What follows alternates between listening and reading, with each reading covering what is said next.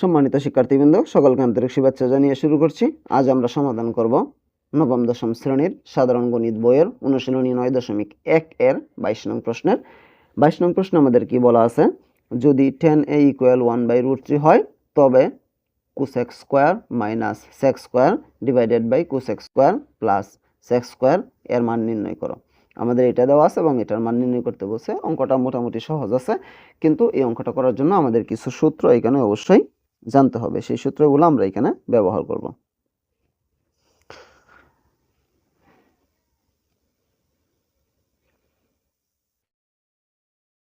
যা দেওয়া আছে আমরা তা লিখব। দেওয়া আছে, কি দেওয়া আছে? 10a = 1/√3। এখন আমাদের এটা কি আছে? প্রদত্ত রাশি। আমরা প্রদত্ত রাশিটা লিখব।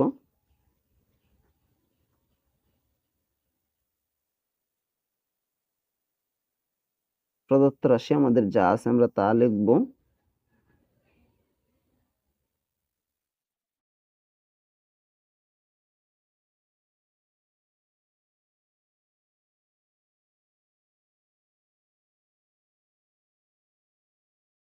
cosec square a plus sec square. আমাদের যা আছে আমরা তা লিখলাম।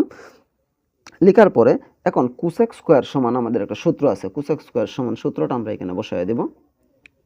আমরা cosec স্কয়ারের সূত্র দেব। cosec স্কয়ার সমান আমাদের সূত্র অবশ্যই জানতে হবে। আমরা জানি কি 1 plus cot square. 1 plus cot square a। তারপর a মাইনাস যা আছে তাই আমাদের sec স্কয়ার সমান আমাদের সূত্র জানতে হবে। sec স্কয়ার সমান আমরা কি জানি 1 প্লাস tan স্কয়ার। আমরা দেব কি 1 plus tan square. 1 plus tan square. এখানে মাইনাস আছে, এই কারণে আমরা একটা ব্র্যাকেট দিয়ে দিব। এরপর নিচেরটার ক্ষেত্রে আমরা সেম সূত্র বসাবো। cosec স্কয়ার সমান কি আছে 1 plus cot square a plus sec square সমান কি আছে 1 প্লাস tan স্কয়ার a। এই সূত্রটা আমরা এখানে বসাইলাম। সূত্র বসানোর পরে এখন আমরা a মাইনাসটা উঠায় দেব। তাহলে 1 প্লাস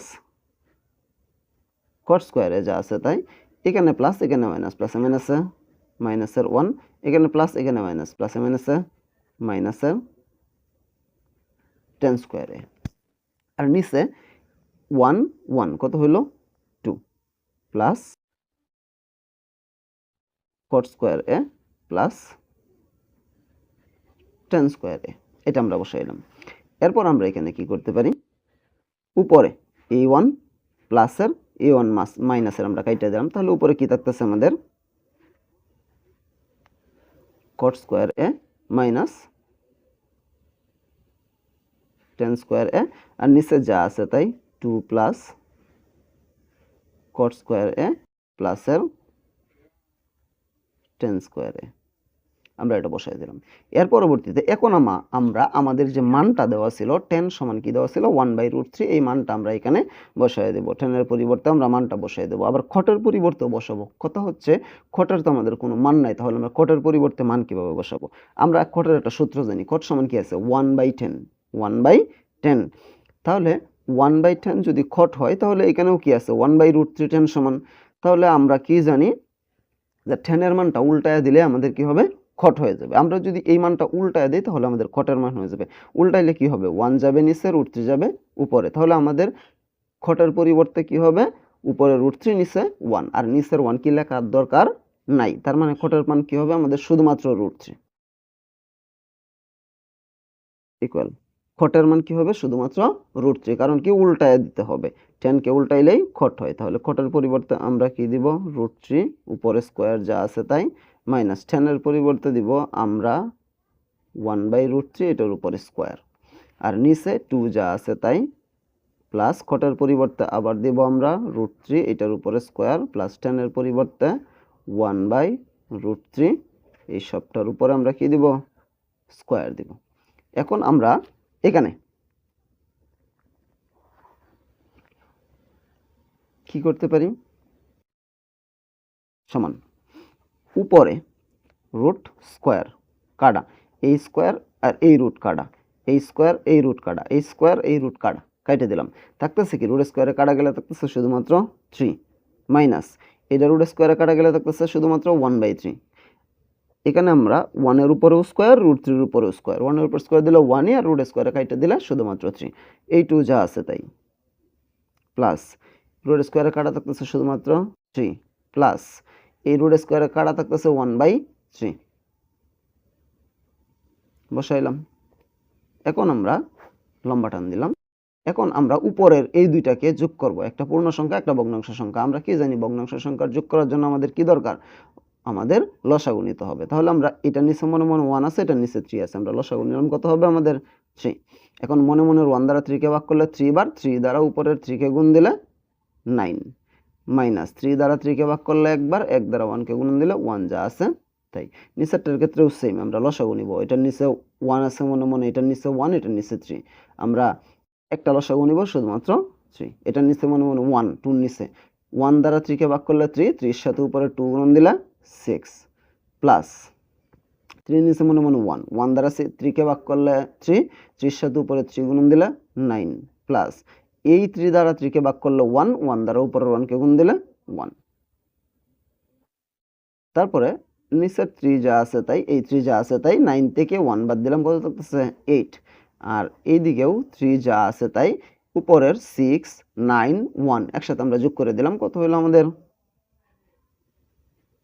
16।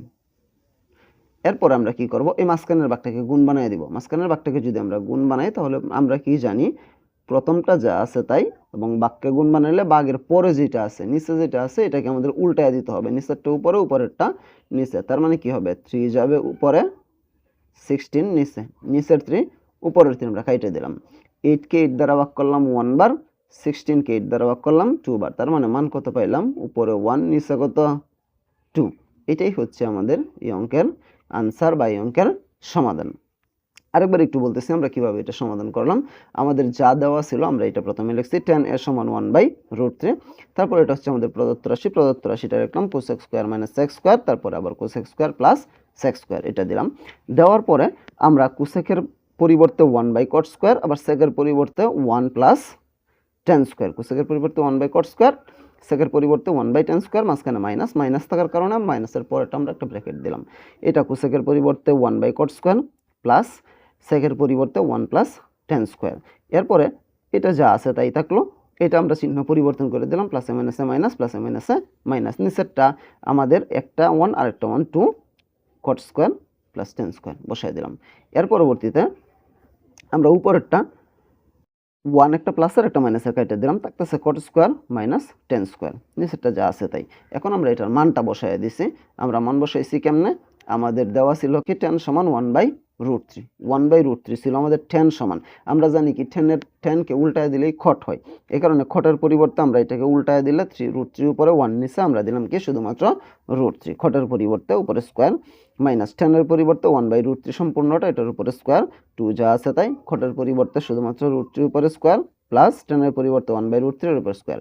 এখন আমরা সব রুট স্কয়ারে কাটে দিলাম, রুট স্কয়ার কাটা, রুট স্কয়ার কাটা, রুট স্কয়ার কাটা, রুট স্কয়ার কাটা, থাকতেছে শুধুমাত্র আমাদের 3 থাকতেছে উপরে, আমাদের থাকতেছে এদিকে 3, তারপরে মাইনাস এটা থাকতেছে 1/√3, 1/3, তারপরে 2, এটা থাকতেছে 3, এটা থাকতেছে 1/3। এরপর আমরা কি করলাম, এখানে উপরে দুইটার লসাগু নিলাম, লসাগু নিয়ে 3, এটা হইলো 9, এটা 1, এই দুইটার লসাগু নিলাম 9, এই নিচে মনে মনে 1 দ্বারা 3 কে ভাগ করলাম 3, 3 দ্বারা 2 রে গুণ দিলাম 6, তারপরে এই মনে মনে 1 দ্বারা ভাগ করলাম 3, 3 কে 3 দ্বারা গুণ দিলাম 9, 3 দ্বারা 3 কে ভাগ করলাম 1, 1, 1 দ্বারা 1 এর গুণ দিলাম 1, তারপরে এই 3 যা আছে তাই, 9 এর থেকে 1 বাদ দিলাম 8, তারপরে এই 3 যা আছে তাই 6, 9, 1 গুণ দিলাম, যোগ করলাম কত হলো 16। এর পরবর্তীতে আমরা বাক্যে গুণ বানিয়ে দিলাম, তারপরে কি আছে 8/3 যা আছে তাই, বাক্যে গুণ বানাইলে নিচেরটা উপরে, উপরেটা নিচে, 16 নিচে 3 উপরে 3, 3 কাটা, 8 দিয়ে ভাগ করলে একবার, 16 ভাগ করলে 2 বার, উপরে 1 নিচে 2, এটাই হচ্ছে আমাদের এই অঙ্কের মান, নির্ণয় মান। আমি আশা করি আমি বুঝাতে পেরেছি। তারপরেও যদি কারো কোনো সমস্যা থাকে আমাকে কমেন্টে জানাতে পারো, আমি সমাধান করার চেষ্টা করবো ইনশাআল্লাহ। পরবর্তী কোনো ভিডিও নিয়ে তোমাদের মাঝে অবশ্যই আসবো। সে পর্যন্ত সকলে ভালো থাকবা। আল্লাহ হাফেজ।